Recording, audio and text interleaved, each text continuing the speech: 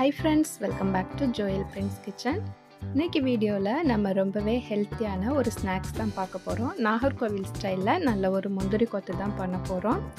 வரக்கூடிய தீபாவளிக்கு நீங்கள் இந்த முந்திரி கொத்து ரெசிபியை உங்கள் வீட்டில் கண்டிப்பாக ட்ரை பண்ணி பாருங்கள். நம்ம பச்சை பயிர் வச்சு பண்ணியிருக்கிறதுனால இது ரொம்பவே ஹெல்த்தியானதும் கூட. இப்போ முந்திரி கொத்து பண்ணுறதுக்காக நம்ம ஸ்டவ்வை ஆன் பண்ணிவிட்டு கடாய் வச்சுக்கலாம். இதில் நான் மெஷர்மெண்ட் கப்பால் 1 கப் அளவுக்கு சிறுபயிறு சேர்த்துருக்கேன், பச்சை பயிறு. இதை இப்போ ஃப்ளேமை நம்ம மீடியமாக வச்சுட்டு நல்லா வறுத்து எடுத்துக்கலாம். நம்ம ஹையில் வச்சு வறுத்தோன்னா இது சீக்கிரமாக டக்குன்னு தீஞ்ச மாதிரி ஆகிடும். அதனால் நல்ல ஃப்ளேமை மீடியமாக வச்சுட்டு இது மாதிரி நல்ல கலர் மாதிரி வர வரைக்கும் இதை நம்ம வறுத்து எடுத்துக்கலாம். இப்போ வறுத்த இந்த சிறுபயிரை நம்ம ஒரு பிளேட்டுக்கு மாற்றிட்டு இதை நம்ம நல்லா ஆற விட்டுடலாம். இப்போ நம்ம அதே கடாயிலேயே ஒரு 1/4 கப் அளவுக்கு துருவன தேங்காய் சேர்த்துக்கலாம். இந்த தேங்காவையும் இப்போ நம்ம நல்லா வறுத்து எடுத்துக்கணும். தேங்காவை வறுக்கிறப்பவும் நம்ம ஃப்ளேமை நல்லா லோவில் வச்சு வறுத்து எடுத்துக்கலாம். தேங்காவை நம்ம வறுத்து சேர்க்கும் போது இது சீக்கிரமாக கெட்டு போகாமல் கொஞ்ச நாளைக்கு நம்மளுக்கு இருக்கும். இப்போ இந்த அளவுக்கு நல்ல கலர் மாறுற வரைக்கும் இதையும் நம்ம வறுத்து எடுத்துட்டு இதையும் ஓரமாக வச்சிடலாம். இப்போ ஸ்டவ்வில் வேறு ஒரு பாத்திரம் வச்சுக்கலாம். இதில் நம்ம எந்த கப்பால் சிறுபயிர் எடுத்திருந்தோமோ அதே கப்பாலேயே 1/4 கப் அளவுக்கு நல்ல பொடியாக துருவின வெல்லத்தை சேர்த்துக்கலாம். இது கூடவே 1/2 கப்புலேருந்து 1/4 கப் அளவுக்கு நம்ம தண்ணி சேர்த்துக்கலாம். இப்போ நம்ம ஸ்டவ்வை ஆன் பண்ணிவிட்டு இந்த வெல்லத்தை நம்ம நல்லா கரைச்சி எடுத்துக்கணும். இதுக்கு பாகுபதம் எதுவுமே தேவையில்லை. வெல்லம் நல்லா கரைஞ்சிட்டு லைட்டாக பிசு பிசுப்பாக இருக்கிற மாதிரி இருக்கும்ல, அது வரைக்கும் இதை நம்ம லைட்டாக கரைச்சி எடுத்துக்கலாம். இப்போ வெல்லம் நல்லா கரைஞ்சிடுச்சு, நம்மளுக்கு பார்த்தாவே தெரியுது பாருங்கள், லைட்டாக பிசு பிசுப்பாக இருக்குல்ல. இப்போ ஸ்டவ்வை நம்ம ஆஃப் பண்ணிவிட்டு இதை வடிகட்டி எடுத்து வச்சுக்கலாம். இப்போ நம்ம ஆற வச்சுருந்த சிறுபயிரை ஒரு மிக்ஸி ஜாரில் சேர்த்துக்கலாம். சேர்த்துட்டு இப்போ இதோட ஒரு 1/2 டேபிள் ஸ்பூன் அளவுக்கு நம்ம ஏலக்காய் பவுடர் சேர்த்துக்கலாம் வாசனைக்காக. உங்ககிட்ட ஏலக்காய் பவுடர் இல்லைன்னா நீங்கள் ஒரு 3லேருந்து 4 ஏலக்காய் சேர்த்துக்கோங்க. இது கூடவே ஒரு சின்ன துண்டு சுக்கு சேர்த்துக்கலாம். இப்போ இது எல்லாத்தையுமே நம்ம பவுடர் பண்ணி எடுத்துக்கணும். இது ரொம்ப நைஸாக பவுடர் பண்ணிடக்கூடாது, அதே மாதிரி ரொம்ப கொரப்பாக இருக்கிற மாதிரியும் எடுத்துடக்கூடாது. இந்த அளவுக்கு ஓரளவுக்கு நம்மளுக்கு கொஞ்சம் கொரப்பாகவும் இருக்கணும், அதே சமயம் கொஞ்சம் பவுடராகவும் இருக்கணும். இந்த அளவுக்கு நம்ம இதை பவுடர் பண்ணி எடுத்துக்கணும். இப்போ பவுடர் பண்ணி எடுத்த இந்த சிறுபயிரை நம்ம ஒரு பாத்திரத்தில் சேர்த்துக்கலாம். இப்போ இது கூடவே நம்ம வறுத்து ஆற வச்சுருந்த இந்த தேங்காவையும் எடுத்து சேர்த்துக்கலாம். சேர்த்துட்டு இப்போ நம்ம வெல்லத்தை கரைச்சி வடிகட்டி எடுத்து வச்சுருந்தோம். இப்போ இந்த வெல்லத்தையும் இதோட நம்ம சேர்த்துட்டு கொஞ்சம் கொஞ்சமாக கலந்து எடுத்துக்கலாம். இந்த வெள்ளை கரைசலை நம்ம சேர்த்து இதை நல்லா கலந்து எடுக்கிறப்ப கொஞ்சம் கொஞ்சமாக நம்ம சேர்த்து நம்ம கலந்து எடுத்துக்கலாம். ஒருவேளை நம்ம ஒரேடியாக சேர்த்து கலந்து எடுக்கிறப்ப ஒருவேளை அந்த வெள்ளைப்பாகு அதிகமாகிடும்.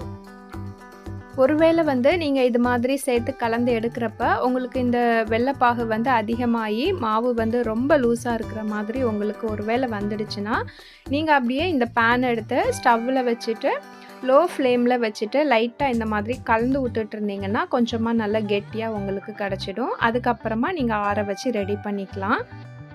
ஆனால் இப்போ நான் எடுத்திருந்த வெள்ளை கரைசல் இதுக்கு கரெக்டாக இருக்குது. இப்போ நான் வச்சுருந்த எல்லா வெள்ளை கரைசலையுமே சேர்த்துட்டு இதை நம்ம நல்லா மிக்ஸ் பண்ணி எடுத்துக்கணும். நம்ம எல்லா வெள்ளை கரைசலையுமே சேர்த்து கலந்ததுக்கப்புறமா மாவு ரொம்ப கெட்டியாக இருக்கக்கூடாது, கொஞ்சம் இது மாதிரி இலக்கமாக இருக்கிற மாதிரி நம்ம பார்த்துக்கணும். இப்போ இது வெள்ளை கரைசல் நம்ம சேர்த்துருக்கிறதுனால கொஞ்சமாக சூடாக இருக்கும்.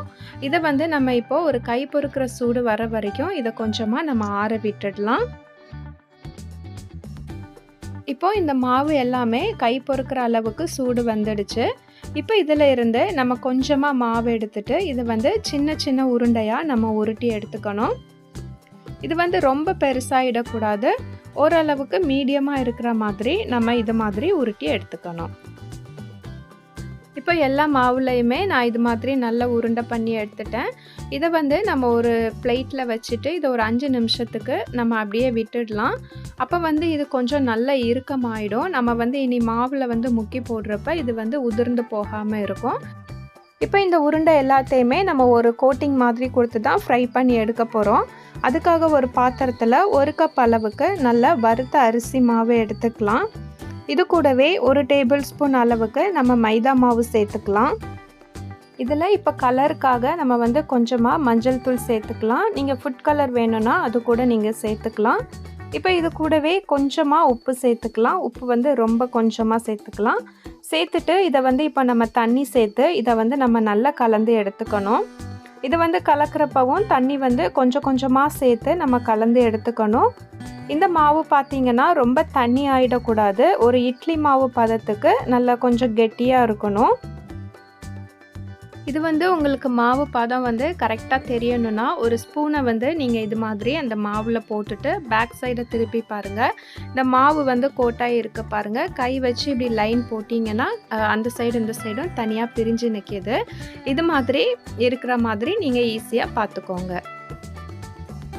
இப்போ இது எல்லாத்தையுமே நம்ம வந்து ஃப்ரை பண்ணி எடுக்கிறதுக்காக ஸ்டவ் ஆன் பண்ணிவிட்டு கடாய் வச்சுட்டு இதில் நம்மளுக்கு தேவையான அளவுக்கு நம்ம எண்ணெய் சேர்த்துக்கலாம். எண்ணெய் வந்து நல்லா காஞ்சதும் நம்ம ரெடி பண்ணி வச்சுருக்க அந்த உருண்டைகள் எல்லாத்தையுமே நம்ம இந்த மாவில் சேர்த்துட்டு இது மாதிரி நல்லா கோட் பண்ணிவிட்டு எண்ணெய் வந்து நல்லா காஞ்சதுக்கு அப்புறமா நம்ம சேர்த்துடலாம்.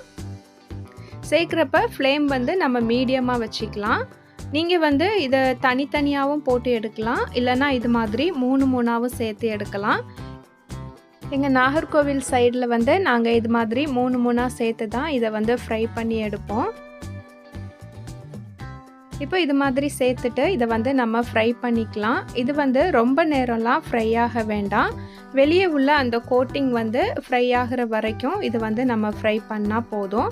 ஒரு 4 நிமிஷம் அளவுக்கு தான் ஆகும். ரொம்ப நேரம்லாம் நம்ம ஃப்ரை பண்ண வேண்டாம். இப்போது இதை 2 சைடும் திருப்பி போட்டு வெளியே உள்ள அந்த மாவு மட்டும் நல்லா வேகிற வரைக்கும் இது மாதிரி நம்ம ஃப்ரை பண்ணி எடுத்துக்கலாம். இப்போ வெளியே உள்ள அந்த கோட்டிங் அந்த மாவு எல்லாமே நல்லா ஃப்ரை ஆனதும் நம்ம இதை வந்து எண்ணெயிலேருந்து வடிகட்டிட்டு இப்போ நம்ம எடுத்துடலாம். இதையே நீங்கள் வந்து தனித்தனியாக செஞ்சு எடுக்கணுன்னா ஃபஸ்ட்டு ஒரு உருண்டையை நீங்கள் எண்ணெயில் போட்டுக்கோங்க. அதுக்கப்புறம் போடக்கூடிய உருண்டைகள் எல்லாமே இதே மாதிரி நீங்கள் அந்த சைடும் இந்த சைடும் மாற்றி மாற்றி நீங்கள் போட்டுக்கோங்க.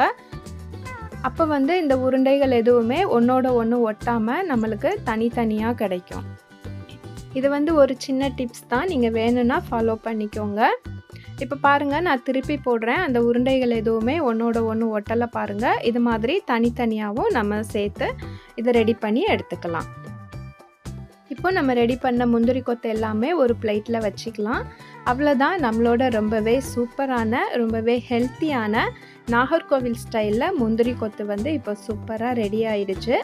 இந்த தீபாவளிக்கு கண்டிப்பாக இந்த ஹெல்த்தியான முந்திரி கொத்து ரெசிப்பியை நீங்களும் ட்ரை பண்ணி பாருங்கள். இந்த முந்திரி கொத்து ரெசிபி உங்களுக்கு பிடிச்சிருக்கும்னு நினைக்கிறேன். வீடியோ பிடிச்சிருந்துச்சுன்னா லைக் பண்ணிவிட்டு ஷேர் பண்ணுங்கள். மறக்காமல் நம்ம வீடியோவுக்கு ஹைப் கொடுங்க. புதுசாக யாராச்சும் நம்ம சேனலை இப்போ தான் பார்க்குறீங்கன்னா ப்ளீஸ் சப்ஸ்கிரைப் பண்ணிவிட்டு பக்கத்தில் இருக்க பெல் ஐக்கானை கிளிக் பண்ணி சப்போர்ட் பண்ணுங்கள்.